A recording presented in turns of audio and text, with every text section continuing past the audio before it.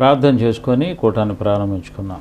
आइए प्रार्थना के साथ आज का वचन सुनेंगे। ఘనుడైన దేవా, अतिमान हमारा परमेश्वर, మీరు ఇచ్చినటువంటి సమయానికై మీకు వందనాలు చెల్లిస్తూ ఉన్నాం. पिता आप इस समय दिया इसलिए आपके धन्यवाद। మీ మాటలు మేము చదువుకుంటూ ఉండగా जैसे प्रभु आपका वचन हम सुन रहे हैं, మా హృదయములను తెరిచి మీరు వాక్యానికి సిద్ధం చేయండి. पिता आप हमारा हृदय को खोलिए और हमारा हृदय में वास कीजिए। ఈ మనవులు యేసయ్య అతి పరిశుద్ధ నామమున అడుగుచూ ఉన్నాము తండ్రి. छोटी से दुआ यीशु के नाम से मांगता हूँ पिता।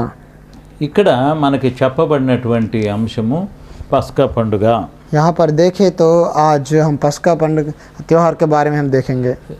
లేవి కాండములో 23వ అధ్యాయము 5వ వచనంలో చెప్తూ ఉన్నారు.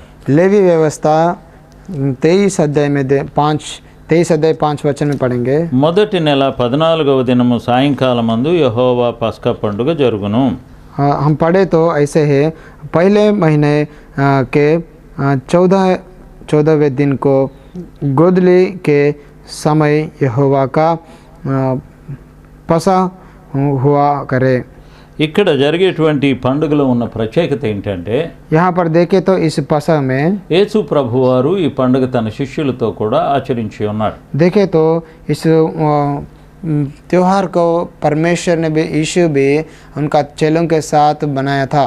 యేసు ప్రభువారు తన శిష్యులతో ఈ పండుగను గడిపినప్పుడు जब मसीह ने उनका चेलों के साथ इस पर्व को मनाया था, ప్రభువు తన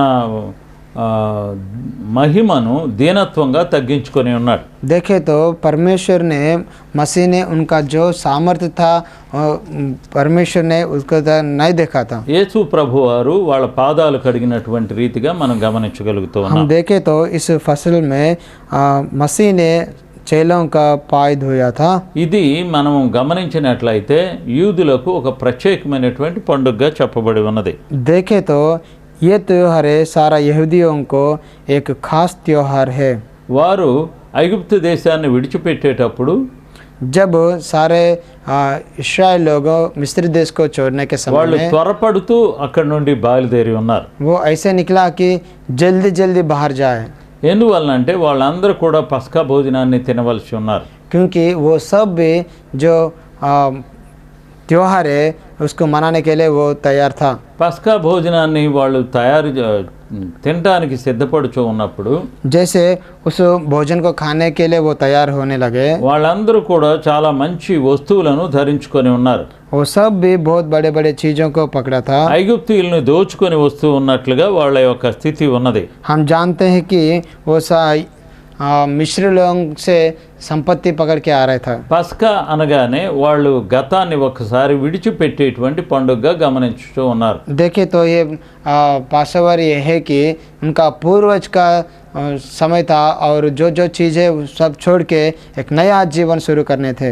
వాళ్ళు ఆ దినాన్ని జ్ఞాపకం చేసుకునేటప్పుడు जब वो दिन को याद करते थे, మన పాత జీవితం అంతా కూడా వెళ్ళిపోయి ఉన్నది కాబట్టి క్రొత్త జీవితంలో మనం ప్రవేశిస్తూ ఉన్నాము అనే ఆలోచన వారికి కలిగేటట్లుగా ఈ పండుగను జరుపుకుంటారు. देखे तो उनका विश्वास ये है कि मेरा पुराना जीवन तो पूरा छोड़ दे रहा है और एक नया जीवन को हम शुरू कर रहा है। ఆ పండుగ జరుపుకునేటువంటి సమయంలో అందరూ కూడా సిద్ధపడి జరుపుకుంటారు.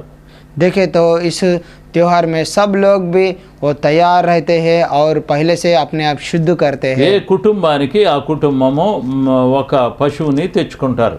तो हर एक परिवार भी उनका परिवार से एक जानवर को लाते थे। ఒకవేళ ఎక్కువ మంది ఉన్నట్లయితే వాళ్ళు కొంచెం మరొకళ్ళని కలుపుకొని, अगर वहाँ पर लोग ज़्यादा है तो తక్కువ మంది తక్కువ రీతిగా ఈ విధంగా పశువుని ఏర్పాటు చేసుకుంటారు. कम लोग मिलकर एक एक जानवर को वहाँ पर मेंढा को तैयार करते थे। వారు చేసినటువంటి పని ఏంటంటే, उनका काम ये है, వారు పశువుని వధించిన తర్వాత దాని రక్తాన్ని ద్వారబంధాల మీద రాసుకుంటారు. जब वो लोग वो मेंढा को काटते हैं, जो खून बाहर आते हैं उस खून को उनका परिवार का जो घर का दरवाज़ा है उसका ऊपर ఏ ఇంటి మీద అయితే ఆ రక్తం కనబడదో, जिस घर का दरवाजा में उस खून नहीं दिखाते हैं, ఆ ఇంట్లో ఉన్నటువంటి మొదటి బిడ్డని దేవుడు చంపివేసి ఉన్నాడు. देखे तो उस परिवार में पहला बेटा था उनको परमेश्वर ने मार दिया था। అయితే ఈ పస్కా పండుగని మొదటి నెలలో దేవుడు ఏర్పాటు చేసుకోమని చెప్పి ఉన్నాడు. तो ये फसल का त्योहार है, ये त्योहार पहले महीने में मनाने के लिए परमेश्वर ने कहा। పస్కా పండుగ జరుపుకునేటువంటి సమయంలో వారు ఉండవలసిన సిద్ధపాటుని చెప్తూ ఉన్నారు. जैसे उस त्योहार मनाने के लिए क्या क्या करना है, कैसे तैयार होना है, कैसे शुद्ध करना है, परमेश्वर पहले ही कहा। తెల్లవారేసరికి ఆ పండుగ భోజనాన్ని తినాలి. देखे तो सुबह उस त्योहार को मनाना है తెల్లవారిన తర్వాత దాన్ని తినకూడదు. और अगल में दूसरा दिन तक जो भोजन बनाया है वो नहीं रखना और नहीं खाना। దాని యొక్క మాంసాన్ని ఉడకబెట్టి తినకూడదు. देखे तो उस जो मांस है उसको बुझा के नहीं खाना, కాల్చి తినాలి. उसको देखे तो आग पर भुज के खाना है, लेकिन जो बॉयल नहीं करना। చేదు కూరలతో ఆ ఆహారాన్ని తినాలని దేవుడు చెప్పాడు. और परमेश्वर कहा कि जो कड़वा सब्जियां है उससे मिलाकर खाना है। ఆ చేదు కూరలతో ఈ పస్కా భోజనాన్ని వాళ్ళు తినేటప్పుడు जब वो लोग ये कड़वा सब्जियां से खाते थे, చేతిలో కర్ర ఉండాలి. उनका हाथ में लकड़ी रहना, తొందరగా తినాలి. जल्दीबाजी से कहना। ఆ తర్వాత వాళ్ళు తిన్నటువంటి భోజనము మేము తిన్నాములే అనే సంతృప్తి కలిగేటట్లుగా తింటారు. तो देखे तो वो ऐसे कहते कि हम आज खाना खा लिया बोल के वो तृप्त होते हैं। దాని అర్థం ఏంటంటే इसका अर्थ ये है, మేము తిన్నాము అయిపోయింది అనేటువంటి గుర్తు. तो उनका अर्थ ये है, चिन्ह ये है कि आज हम खा लिया है। అంతేకాకుండా వాళ్ళ యొక్క పాపాలన్నింటినీ కూడా కడిగి వేసుకున్నారు అనేటువంటి గుర్తు. और देखे तो उसका अर्थ ये भी है, वो अपने पाप को उनका पाप से माफी मिल चुका है। దీనికి భక్తుడైనటువంటి పౌలు ఏమని చెప్తున్నాడంటే इसको पौलुस ने इसका बारे में ऐसे लिखा, మీ పాపములన్నింటినీ కూడా కడిగి వేసుకోనండి అని హెచ్చరిస్తూ ఉన్నాడు. पौलुस ने कहा कि आपका सारा पाप को आप माफी मांग लो। ఎందుకంటే ఆ పండుగ ఒక ప్రత్యేకమైనటువంటి పండుగ గనుక क्योंकि ये त्योहार है, एक खास त्योहार है। ఈ వారం రోజులు మీరు విమర్శించుకొని పులియన్ రొట్టెల్ని తినండి అని చెప్పాడు. देखो तो ये एक जो रोटी है वो भी खाने का एक त्योहार है। పులియని రొట్టెల పండుగ అని చెప్తారు. तो इस फसल के बारे में देखे तो దాన్ని పస్కా పండుగ అని కూడా చెప్తారు. ये फसल का त्योहार बोल के भी कहते हैं। ఆ పస్కా పండుగ దేవునికి ఇష్టమైనటువంటి ప్రజలందరూ కూడా జరుపుకునేటువంటి పండుగ. देखे तो ये परमेश्वर चुना हुआ ये एक त्योहार है। ఆ పండుగలో వాళ్ళకున్నటువంటి దోషాలన్నింటినీ కూడా పోగొట్టుకొని इस त्योहार में उनका सारा पाप को छोड़ के పరిశుద్ధులుగా ఉండటానికి ఏర్పాటు చేయబడి ఉన్నటువంటి పండుగ. देखे तो ये पवित्र जन के लिए परमेश्वर रखा हुआ एक त्योहार है। ఆ పవిత్రమైనటువంటి పండుగలో इस पवित्र त्योहार में వాళ్ళ యొక్క స్థితి అంతా కూడా పరిశీలించుకోమని దేవుడు సెలవిచ్చి ఉన్నాడు. देखे तो उनका सारा स्थिति को परीक्षा करने के लिए परमेश्वर कहा। వాళ్ళు తొందరపడుతూ ఆ భోజనాన్ని తినాలి. वो जल्दीबाजी से वो खाना है। వాళ్ళు చెప్పులు వేసుకొని वो जूते पहन के, చేతిలో కర్ర పెట్టుకొని, हाथ में लकड़ी पकड़ के తలకి గుడ్డ కట్టుకొని, और सिर को मुकुट पहन के తొందరపడి ప్రయాణికుడు వెళ్ళేటువంటి రీతిగా వాళ్ళు ఆ భోజనాన్ని తినవలసి ఉన్నారు. देखे तो वो जैसे एक सफ़र करने वाला व्यक्ति कैसे जाते हैं वैसे ही जल्दीबाजी से इस खाना खाने का। యూదులకి ఇది విడుదల పండుగగా చెప్పబడి ఉన్నది. क्योंकि ये त्योहार है सारा यहूदियों को एक छुटकारा देने का त्योहार है। ఎందుకంటే వాళ్ళు తొందరపడి అక్కడి నుండి వచ్చి ఉన్నారు కనుక దేవుడు అది జ్ఞాపకం చేయడానికి పెట్టి ఉన్నాడు. क्योंकि वो जल्दीबाजी से मिस्र देश से बाहर आया जल्दी से, ऐसे ही उसके परमेश्वर जैसे बचाया बोल के याद करने का त्योहार है। అంతేకాకుండా ఆ పండుగ ఆచరించేటువంటి సమయంలో जब वो इस त्योहार को मनाते हैं మనుషులు తన పరిస్థితిని కూడా జ్ఞాపకం చేసుకోమని దేవుని వాక్యంలో చెప్పబడి ఉన్నది. परमेश्वर कहा कि आपका स्थिति को भी याद करना है। నా పాత బ్రతుకంతా కూడా మానేసేస్తున్నాను అని కూడా జ్ఞాపకం చేసుకోవాలి. देखो तो वो भी ऐसे याद करना कि मेरा सारा पुराना जीवन को मैं छोड़ दे रहा हूँ। క్రొత్త బతుకులో నేను ప్రభుకిష్టుడిగా జీవించాలని చెప్పుకునేటువంటి పండుగ. देखे तो और इस नया जीवन में मैं जो रास्ता परमेश्वर चाहता है उसी रास्ता में मैं चलने के लिए तैयार हूँ बोल के दिखाने का ये పాత एक फसल है। అలవాట్లన్నీ కూడా మానివేసి सारा पुराना जीवन है छोड़ के క్రొత్త జీవితంలో నేను ప్రవేశిస్తూ ఉన్నాను. और नया जीवन में मैं जा रहा हूँ। కాబట్టి ఇక నుండి నేను ఒక ప్రత్యేకమైన వ్యక్తిగా బ్రతకాలని తీర్మానం చేసుకునే దినం అది. इसलिए आज से अभी से मैं एक नया आदमी जैसे मैं जी रहा हूँ। అంతేకాకుండా మొదటి నెలలో ఏర్పాటు చేయబడినటువంటి పండుగ కనుక और ये त्योहार पहले महीने में आते थे మొదటి నెలలో వచ్చేటువంటి పౌర్ణమి రోజున జరిగేటువంటి పండుగ. और ये देखे तो पौर्णमी के दिन में आते थे। ఆ నెలలో ఆశీర్వాదకరమైనటువంటి और इस महीने में जो आशीष है పౌర్ణమి రోజున దేవునికి వందనాలు చెల్లించుకునేటువంటి పండుగ. ये पौर्णम का दिन है।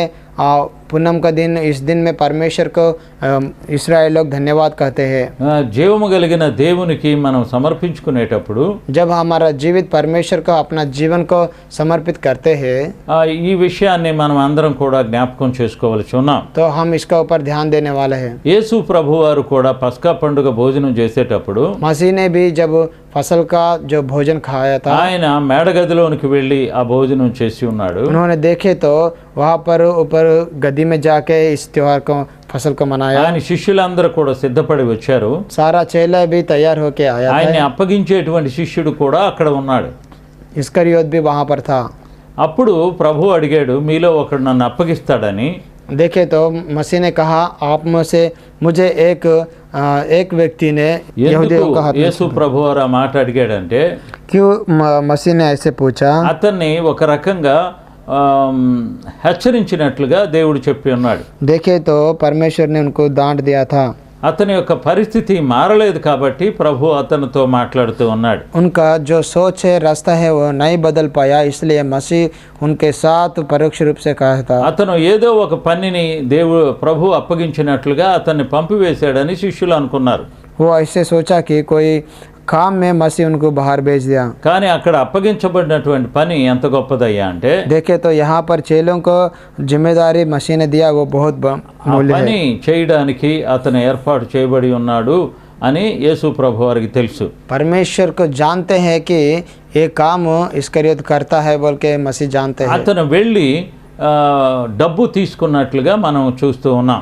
देखे तो वो गया और जाके कुछ पैसे के बारे में वहाँ पर चर्चा ఆ किया। డబ్బు తీసుకొని యేసు ప్రభువాన్ని ముద్దు పెట్టుకొని అప్పగించవలసి ఉన్నాడు. देखे तो वो ऐसे किया कि उन्होंने वहाँ जाके जो पैसे लिया था और वापस आया तो यीशु को मसीह को चुम्मा लेके सौंप दिया था। అతను ప్రభువుని అప్పగించేటువంటి సమయంలో जब उन्होंने मसीह को पकड़वा दिया ఆఖరిసారిగా యేసు ప్రభువారు కూడా చెలికాడా నువ్వు నన్ను అప్పగిస్తున్నావా అని కూడా అడిగి ఉన్నాడు.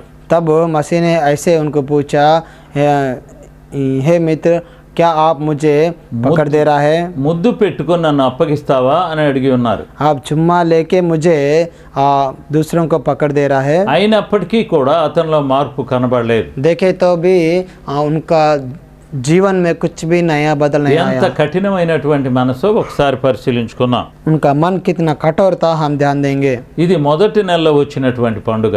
ये फसल है, पहले महीने में आते हैं। యేసు ప్రభువారు 3.5 సంవత్సరాలు సేవ చేసినటువంటి సేవని కూడా అతను మర్చిపోయి ఉన్నాడు. देखे तो उस व्यक्ति ने 3 साल 6 महीने तक मसीह के साथ सेवा किया, सफर किया, फिर మీలో भी वो ఒకడు भूल నన్ను गया। అప్పగిస్తాడని ప్రభు చెప్పి ఉన్నాడు. फिर भी वो भूल के ऐसे काम किया।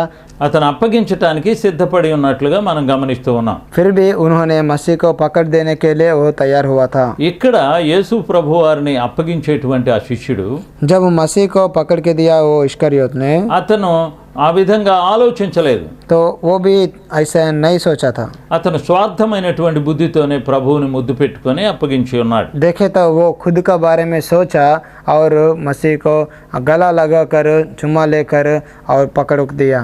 ప్రభువుని పట్టుకొని తీసుకొచ్చి ఉన్నటువంటి సమయంలో जब वहाँ का लोग मसीह को पकड़ा था, అన్న కయప్పులు కూడా వాళ్ళు ఇంకా పస్కా భోజనాన్ని చేయలేదు. देखे तो अन्ना और कैपा वो भी वो फसल का भोजन नहीं खाया था, యేసు ప్రభు వారు ముందు భోజనం చేసి ఉన్నాడు. क्योंकि देखे तो मसीह ने पहले भोजन किया था। ఆయన అపరాధిగా తీసుకొచ్చినటువంటి మనుషులను మనం ఆలోచించుదాం. जो लोग मसीह को एक मसीह को पकड़ के आया था, उनके बारे में हम ध्यान दिया तो ఆయన్ని అప్పగించినటువంటి శిష్యుడు కూడా ఆ విషయంలో పశ్చాత్తాపడలేదు. तो देखे तो जो व्यक्ति ने मसीह को पकड़वाया వీళ్ళందరూ కూడా దుర్మార్గమైన మనస్సుతో ప్రభువుని ఆలోచిస్తూ ఉన్నారు. वो भी पश्चाताप नहीं किया और वहाँ का लोग पूरा भी बुरी मन से मसीह के ऊपर व्यवहार किया. శిష్యుడు ఏమని ఆలోచిస్తున్నాడంటే यहाँ पर चेला ऐसे सोच रहा है, ప్రభువు నేను అప్పగించి గొప్ప మేలు పొందుతానని అతను అనుకున్నాడు. वो ऐसे सोचा कि मैं मसीह को सौंप के पकड़ दे के मैं बहुत आशीष पाऊंगा. అతని దగ్గర డబ్బు ఉన్నది కాబట్టి ఆ డబ్బు ఆలోచనే చేస్తూ ఉన్నాడు. उनके पास पैसे था इसलिए पैसे का ऊपर ही वो बहुत सोचा था. ఇక్కడ గమనించవలసినటువంటి విషయం ఏంటంటే हम यहाँ पर ध्यान देंगे, యేసు ప్రభువారు ఏమీ తప్పు చేయలేదు.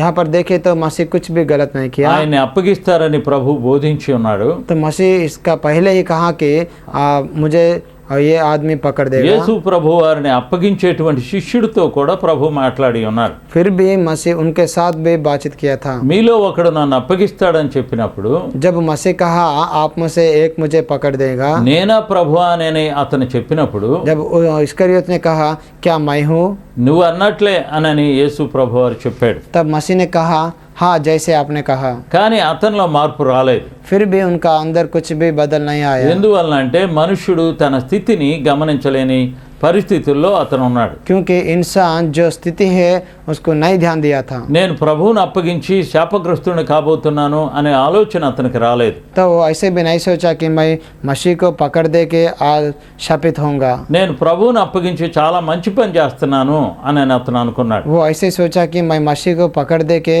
बहुत अच्छा काम कर रहा हूँ बोल के सोचा था. కాబట్టి మనం ఆలోచించవలసి ఉన్నాం. इसलिए हम एक बार सोचेंगे, యేసు ప్రభువారి శిష్యులు అందరూ కూడా ప్రభువుని పట్టుకున్నప్పుడు పారిపోయి ఉన్నారు. जब मसीह को वहाँ का लोग पकड़ा था सारे चेले भी मसीह को छोड़ दिया और भाग लिया था. చివరికి పేతురు, ప్రభువుని ప్రేమించిన పేతురు కూడా పారిపోతానికి సిద్ధపడి ఉన్నాడు. और अंतिम में देखे तो मसीह को प्यार किया पतरस ने भी 3 बार झूठ बोला था. ఆయన ఎవరో నాకు తెలియదని చెప్పాడు. तो पतरस ने ऐसे कहा कि मैं नहीं जानता हूँ वो व्यक्ति कौन ఒకసారి है. కాదు 3 సార్లు అబద్ధం ఆడినట్లుగా మనకు వ్రాయబడి ఉన్నది. देखे तो 3 बार उन्होंने झूठ बोला जैसा हम पढ़ सकते हैं. అయినప్పటికీ కూడా फिर भी అతనిలో పశ్చాత్తాపం రాలేదు. उनमें कुछ भी बदल नहीं आया. ఆ తర్వాత ప్రభువుని అప్పగించి సిలువ వేసినప్పుడు और देखे तो जब मसीह को क्रूस पर चढ़ाया था అప్పుడు అతను అనుకున్నాడు. तब उन्होंने ऐसे सोचा.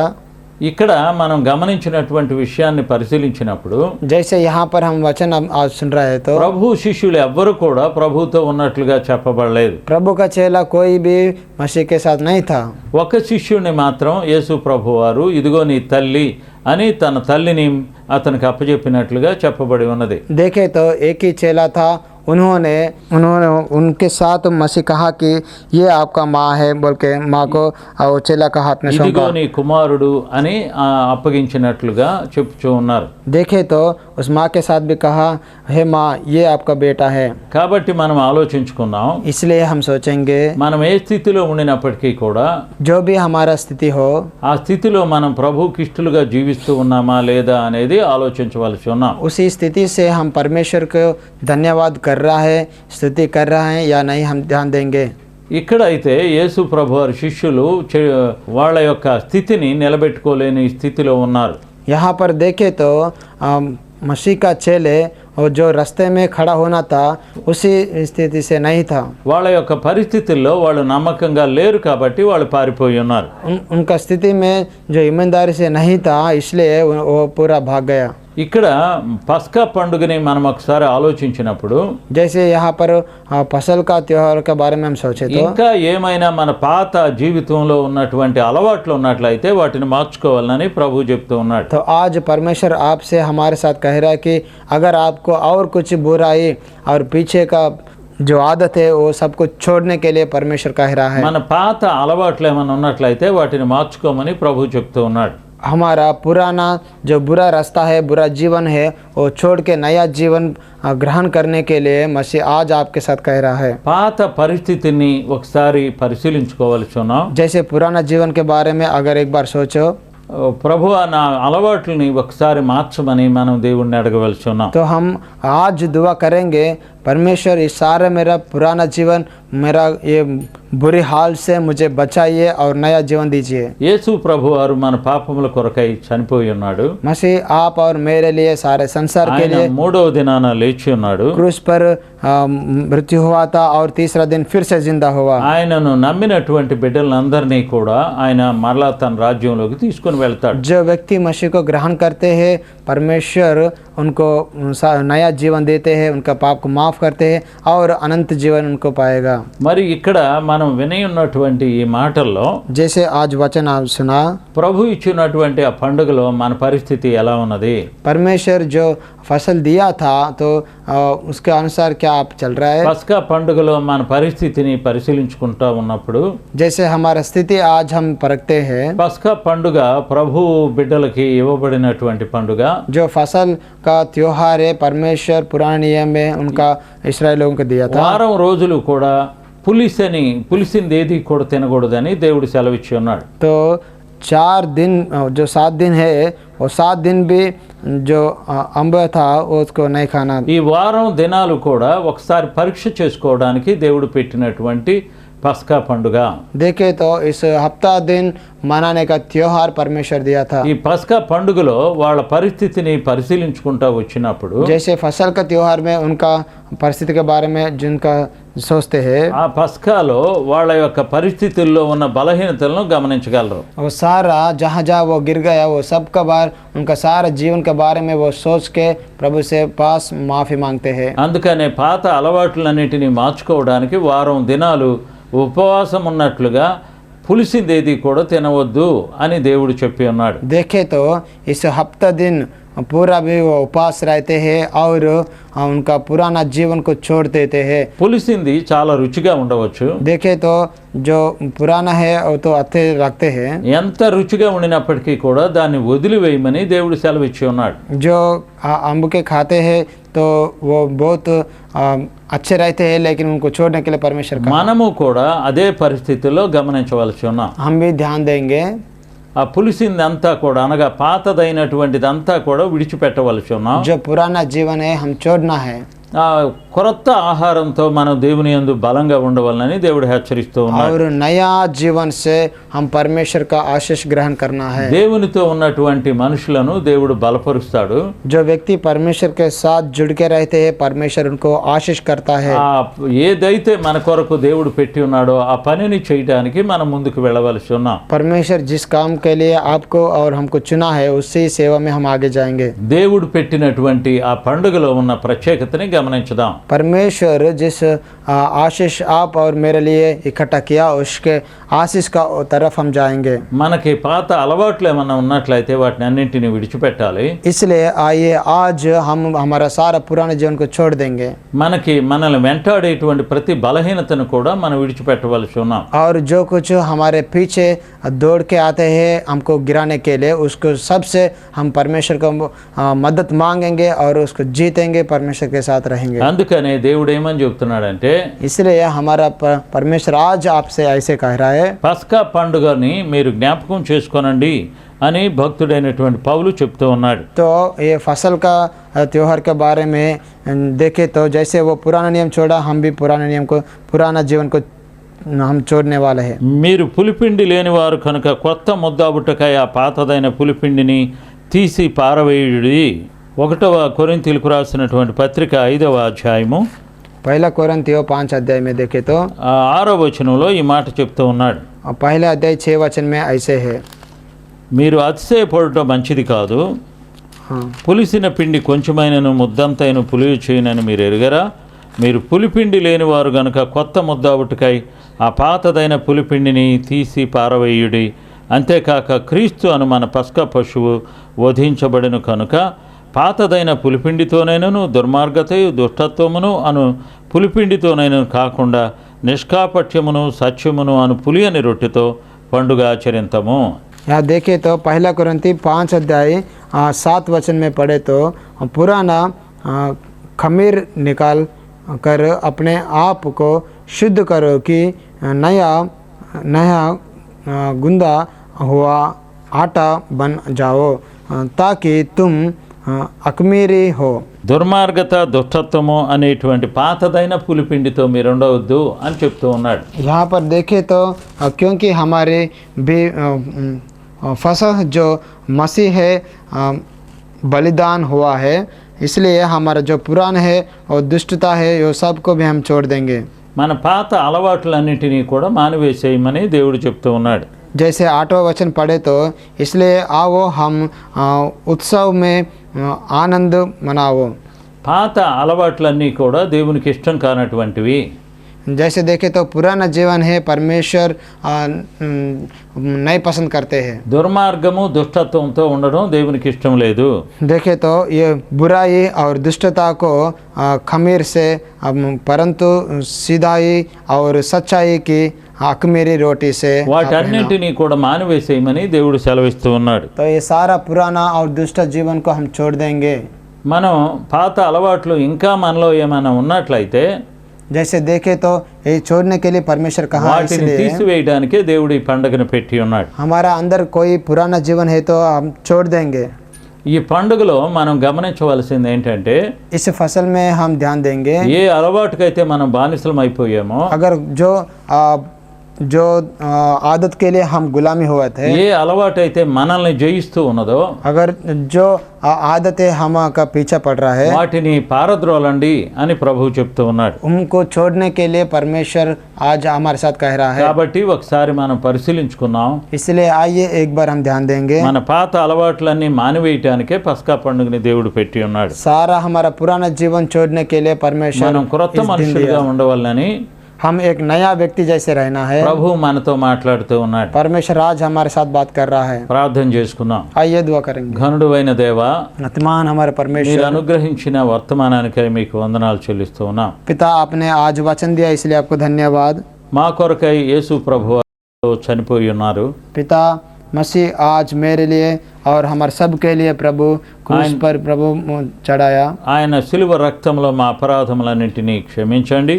पिता, मसीह का पवित्र लहू से प्रभु हमारे सारा पाप को माफ कीजिए వాటినన్నింటినీ తుడిచివేసి స్వస్థతనిమ్మని మనవి చేస్తూ ఉన్నాం. और पिता हमको शुद्ध कीजिए और हमको छू लिए चंगा कीजिए प्रभु। వినుచు ఉన్న ప్రతి శ్రోతను కనికరించుమని पिता, जितने लोग आज आपका वचन सुन रहे हैं प्रभु, सबका ऊपर आपका दया दिखाइए। ప్రభు పేరుతో మనవి చేస్తూ ఉన్నాం. छोटे से दुआ यीशु के नाम से मांगता हूँ पिता, ఆమేన్.